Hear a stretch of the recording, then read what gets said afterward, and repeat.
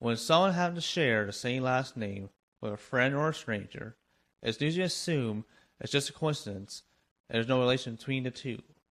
Now here in Nova Scotia, a lot of times, at least in my experience studying my family trees, the two individuals just mentioned will in most cases share a common relative, usually the first one to settle in the region or one of their sons.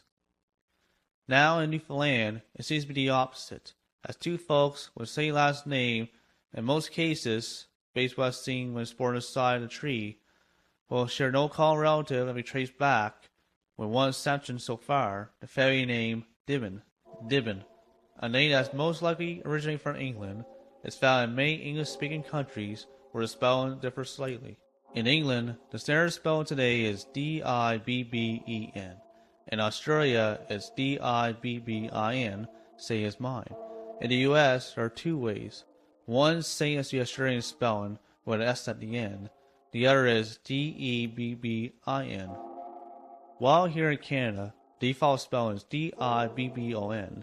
But when we go back in the records of Newfoundland, even the ones here in Nova Scotia, and the records back in England, the spelling of the last name wasn't consistent. It is common for anyone's last name going back in history to spell a different way or two, but in other generations it becomes standardized. But with Dibben, the old spelling was considered default spelling in some parts of early Canada. It was more recent when OM became the default, at least when looking at the family tree. Now when it comes to myself and some of my family members, we're still faced with the same issues as our relatives from over 200 years ago on inconsistencies with the spelling. And that's where I'd like to start from, the earliest known Dibben on record. As it's one of the many names in Newfoundland that's not well known outside the province, and according to the book, Family Names of Newfoundland, Dibben is even considered rare to come across in the province, with information difficult to obtain and verified when trying to piece together the family tree. That is something I'm going to share with you today, as records that are available lead to one common Dibben that settled in the Bruin Peninsula. His descendants spread throughout the land provinces in Ontario, some before Canada's Confederation, and to keep in mind that Newfoundland was the last province to join, as it only became an independent country before joining in 1949. At the time of filming, it's currently unknown who exactly was the first Dibben to settle Newfoundland, being a possibility to be the first Dibben to settle all of Canada, based on the little records available far back to go by. The two oldest known records that bear the Dibben name, spelled with E-N, dated 1797 and 1812. One for 1797 in the month of May just says ADM 36-13357 HY, age 20, Trinity, volunteered at St. John's on HMS Surprise. So whether ADM stands for Atom or Mission, there was a Dibben present in Newfoundland pre-1800. Aside for a reason for going there, if he stays unknown. Well, the date from December 1st, 1812 specifies a Thomas Dibben. Thomas sued by Thomas Brinton. Dibben had removed Brinton's boat from shore at Ball's Cove to make room for his own. Take it away immediately. Now, Thomas Dibben fits in the time frame of the first generation Dibben family on church records, and the lawsuit occurred in the same area as Newfoundland of again the first generation Dibbens, but with at least one official record, church or government, that bear him and the other Dibbens names. Thomas can't be placed atop the family tree, but there's nothing ruled out as a possibility. The earliest Dibbens appear repeatedly on record for 5 boys, and based on the records, it's a good possibility that they were likely brothers. There is to date no known girl Dibbens from this point in the family tree, but most likely due to the last name changing from marriage. But based on how the family tree grew, it'd be very strange not having any Dibbens being sisters to the known Dibbens of this period. George, John, Robert, William, and Richard are what is believed to be order of birth, based not on baptism records, as are not known to be assistants for any of them, but based on marriage records, and the order of being wed under the Methodist faith. And what makes it believed they're related to one another will be mentioned in details of them and their descendants. Now, the only exception to not having marriage records is George Dibben. The way he's known to assist at all is by the baptism records of his children. Had to assume he's the oldest, go information with no source attached on the web. He was a planter, better known today as a fisherman, and his wife Ellen had her first of 5 children, later as assumed brothers, named Charles 1839, James 1842, Suzanne 1846, Julia 1849, Mary Ann 1851, all born in Bowes Cove, Newfoundland. Charles and Suzanne being the only ones with records of having children themselves, 6 and 9. It's unknown if they had any grandchildren or nieces and nephews from their siblings. The possible second oldest Dibbin, John Dibbin, a fisherman, wife Marge Rollins from Rock Harbor, married in 1829, go by the same record I mentioned the oldest recorded Dibbins. It's to be assumed the marriage took place in Bowes Cove, based on his children's place of birth, and one of his assumed brothers was married there. Father of 5 daughters, Isabel 1834, Hannah 1837, Sarah 1839, Margaret 1843, and Roseanne 1847. Information on any of them is currently not known. The one key info that supports the 5 Dibbins of the era were related is on daughter's Hannah's baptism record. Name appeared next to Robert and Richard's kids. Then it happened again with the birth of Sarah, appeared next to George's son Charles. Richard and Robert appeared along with John, baptized their kids on the exact same day, and the same name with George's son, with the son having been planned beforehand. Next Dibbin, Robert, a fisherman who married Eliza Whitley in 1830, based on the same record as John. Robert's official marriage record is not on the web or Newfoundland archives. Father 6 kids, all born in Bowes Cove. John 1836, who appeared in the same baptism record as Hannah Dibbin. William 1838, Richard 1839, Cyrus 1840, Harry Ann 1843, and Joshua 1845. Now there's nothing known about Robert's sons John and William's life, but along with brother Richard, they do share the same names as the older Dibbins, something that's more apparent when discussing more on the tree.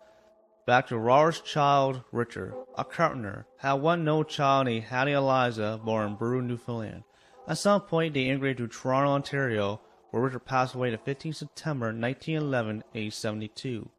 Now, records of Richard in Toronto have spelled Dibbin with an E-N, which could be originally spelled, or just the standard way spelled in Ontario, due to other Dibbins immigrating straight from England to Toronto being spelled the same way on records from the era. This Richard's daughter, Hattie Eliza Dibbin, married a Frederick Richard S. Sheldon in Halifax, Nova Scotia, had all but one child there before moving back to Toronto. Shortly after moving back, her first child died around age 7 or 8 in 1907. Another of Robert's sons, Cyrus, had 5 children, all born in Newfoundland, but at some point Cyrus immigrated to Halifax, where he and at least 2 of his children passed away at. Cyrus' youngest child, Joshua Robert Dibbin, is the only known Dibbin, and the Robert Dibbin branch had 2 more lines of Dibbins. One of Joshua Robert's daughters, Ruby Gertrude Dibbin, had lived in the 21st century and is the only known Dibbin to reach the age of 100 in the entire family tree. Now, Robert's youngest child, Joshua Dibbin, a carpenter, immigrated to Halifax, Nova Scotia, probably sometime in the 1870s, based on the timeline of his children's birth. He had 2 sons and a daughter, Lemuel 1876, Frederick Winder 1879, and Winifred May 1887. Lemuel had 2 boys, one was stillborn, and the other was Leroy Dibbin, born in Nova Scotia and passed away in Virginia at age 47. And Winifred May had 3 sons, but only one lived to adulthood, as the other 2 siblings and herself lost their lives in the Halifax explosion. Joshua Dibbin managed to live through it, but died that spring from what he physically experienced throughout the explosion. Now, 4 or 5 of the older Dibbins. Sometime before 1834, William Dibbin, occupation unknown, immigrated to the colony of Prince Edward Island. As only one of 2 Dibbins who official marriage records still known to be citizens, spelled with E-N-S, Mary and Mary Bridgetts, had the most children of 5 Dibbins, all but one born P-E-I, and the standard spell in the baptism records, including parents' names, is I-N. Samuel Harry, 1834, Cedar J, 1836, Anne, 1839, born in Brew, Newfoundland, Mary L, 1845, Louisa L, 1847, passed away about 2 years later, Robert, 1849, passed away 4 months after birth, Simon Douglas, born January 4th, 1852, Elizabeth, born 2 days after Simon, then Fanny Eliza, 1854. The first thing to point out, Simon and Elizabeth were born 2 days apart. She had been baptized that summer, while Simon took place 3.5 years after his birth. Second, the 2 key things to connect William with the other Dibbins in Newfoundland is his daughter Anne was born there, in the same area where the Dibbins call home. And the other, as we already talked about, his son Robert had to share the same name as the older Robert Dibbin. Besides what was just mentioned, only the first two born, Samuel Henry and Sarah, are the only ones known to have any kind of details about their lives, and so far the only ones known to have any kids. Samuel Henry fathered 3 kids, 2 of them are known. Sarah was something I had also, but unclear, left PEI and moved to Massachusetts. Now his only son William Henry also had 3 kids, and their last name somehow changed from Dibbin to Debbins. Daughter Sarah, mother of 2, 10 years apart. Now what makes this extremely rare to come across on just about any family tree is, 1. Both children don't state the father's name on their baptismal records. Usually when something like this occurs, it's on a death certificate for a certain period of time, and only missing the mother's first name. The other is she used her maiden name for her children's last name, which is also against social norms, not just then, but even this day and age. And the other thing discussed beforehand is not know that her children had any offspring of their own. Now, coming to the last of the earliest known Dibbins, the one I'm descended from, Richard Dibbin. Being part of his branch, I can talk in much more details of his life and his kids. Unlike the other Dibbins, Richard Dibbin's birth year is known, roughly that is, due to his death record being available on the web. Passed away 14th of June, 1891, aged 78, putting a year of birth around 1813. On June 19, 1836, in Bowles Cove, around age 23, he married a woman at 22 years of age named Mary Ann Briston, born on Sound Island on March 27, 1815, daughter of William and Ann Briston, believed to be the first Bristons to settle on Sound Island. Ann's last name is expected to be Breesley, while husband William passed away on Christmas Eve, 1867, before the age of 80. Richard, who was also a fisherman, and Mary had the second most children, being 8. First 3 being born in Bowles Cove, the rest in Port Bass. Henry 1836, Elizabeth 1838, Francis Mean 1840, John 1843, Mary 1845, Richard 1855, and 2 unknown dates of birth, Isabel and George. Richard and Mary lived in Bowles Cove for the first 3 births of their children before moving to Port Bass, when in 1840 Richard bought land from the Browns family. The property is referred to as the Long Shore. The following year, in 1841, he bought land from a Jug Fudge, which was referred to as the Bottom, as it ran from the bottom to the western direction. All land was eventually split up and given to his 3 sons. Richard passed away on the 14th of June, 1891, as mentioned, from old age, being interned at Ship Cove. Wife Mary, details of her passing is not known, but probably occur in Port Bass as well. First child Henry. No information is known about him. Again, that details about father Richard only mentioned 3 sons. Henry didn't probably live into adulthood. Elizabeth Dibbin. The only 2 pieces of information on her is her date of birth that's found on the web. The other is on a family document. They don't specify her on this, but her sisters are ruled out because their husbands are known. As the family document states, one of Richard's daughters married a Holder or a Hopper in Rock Harbor. Frances Meaton Dibbin, what could be misspelled as Princeton, married a William Fizzard, having 5 children, first 2 being born twin brothers. One of the brothers, Richard Dibbin Fizzard, had 5 children as well.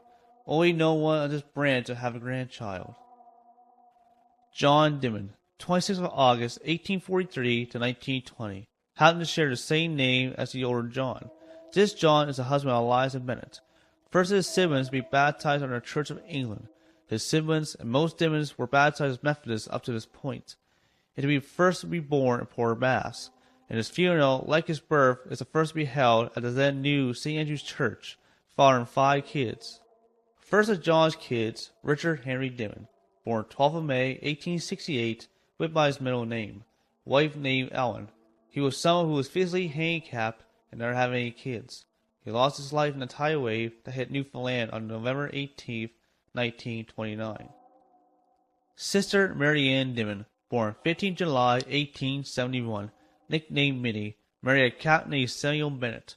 Her husband drowned in 1825, being hit overboard on his schooner to the Narrows of St. John's Harbor.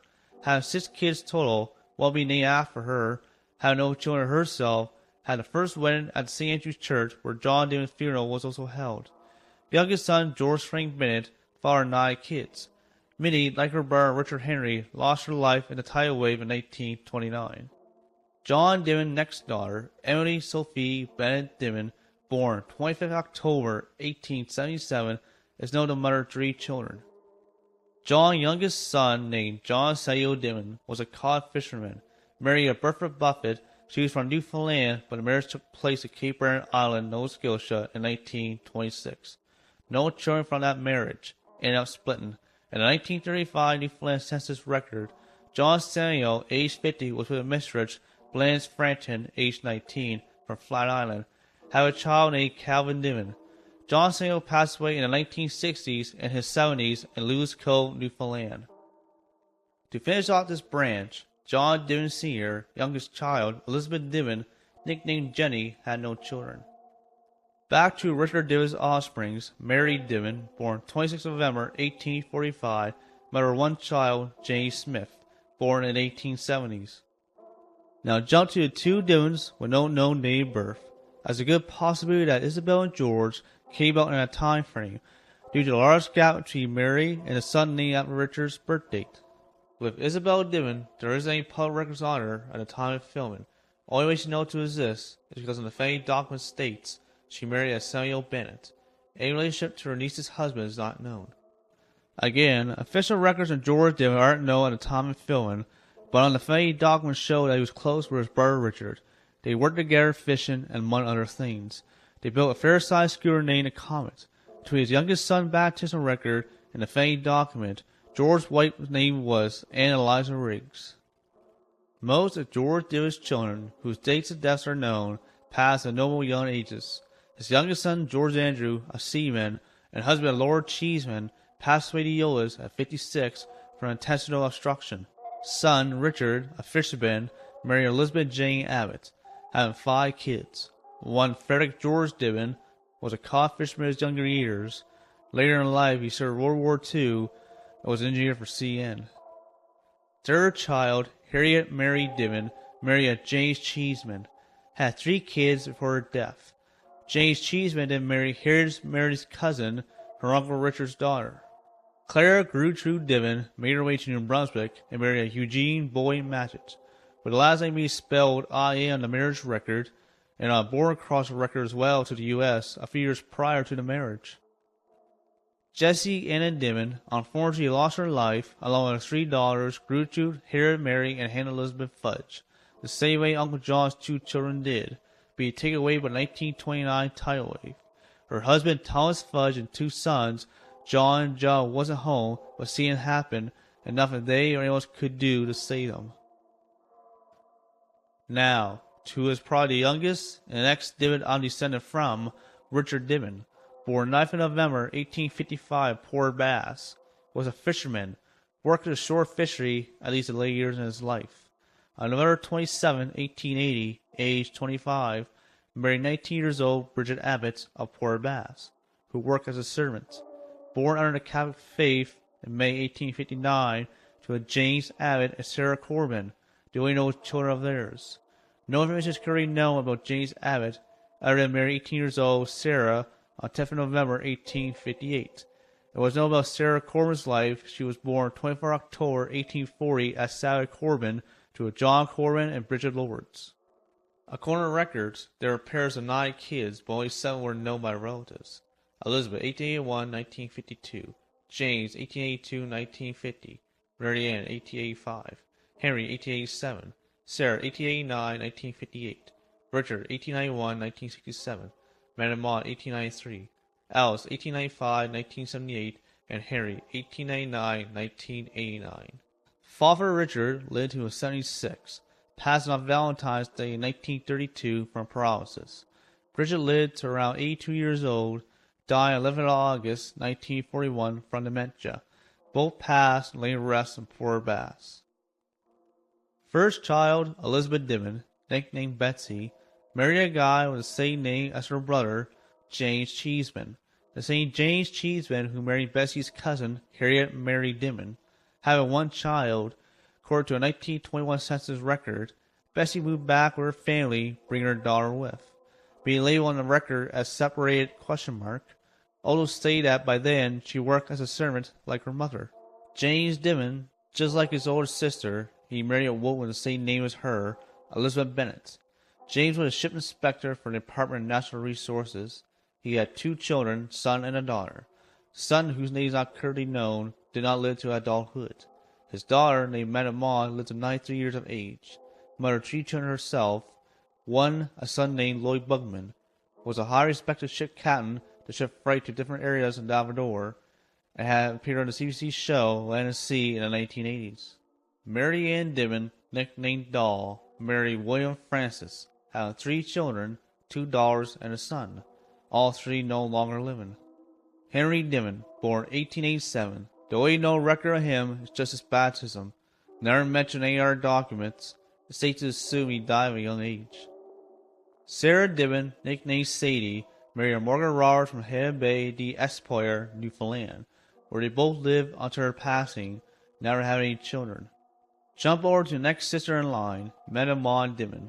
Like Henry, born 1887, she probably passed at a young age. Alice Dibben moved to Dibben-Dibbon-Dibbin and married Wilson Roberts, brother of Sadie's husband, having 5 children, 3 sons and 2 daughters.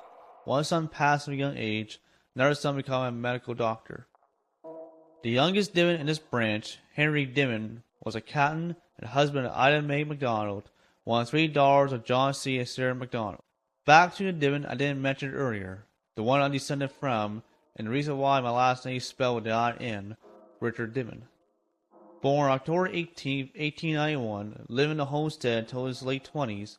During that time, being a sailor and a fisherman, he been along the eastern coast of Canada and the U.S., and eventually came to port in Lunenburg, Nova Scotia, where he got to know a local fisherman who eventually introduced Richard to his daughter. Long story short, he decided to immigrate to Nova Scotia. As I mentioned from the beginning, now Newfoundland was on the verge to become its own independent nation, as was the Dominion / self-government at this point in history. The last name up to now was spelled as O-N, so the story goes that during the immigration progress, the person who drew up the paperwork, they asked for the name, and then assumed the spelling of it was Dibbin.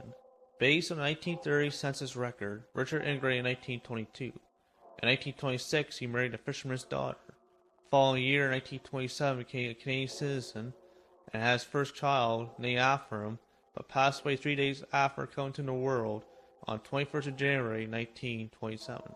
Now, according to what was told by relatives, that the locals at the time treated Richard as an outsider to his place of birth.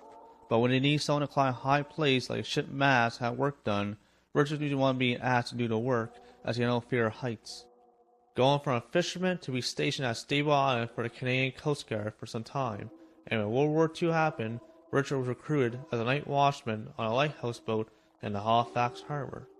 With the odd exception of families who originally settled in Ontario and moved around, and based on a small amount of records going way back, almost every person in the last name Dibben that is rooted in Newfoundland can be placed on a tree, branch off one of the 5 Dibbens from way back. The name been around before Newfoundland and Canada referred to as independent nations. Even though being recorded far back in 1797, it's one of those names not commonly heard or found, even in parts of Canada where the earliest movements of some of the different families settled. It's just one of the many fading names that its history became almost lost to time.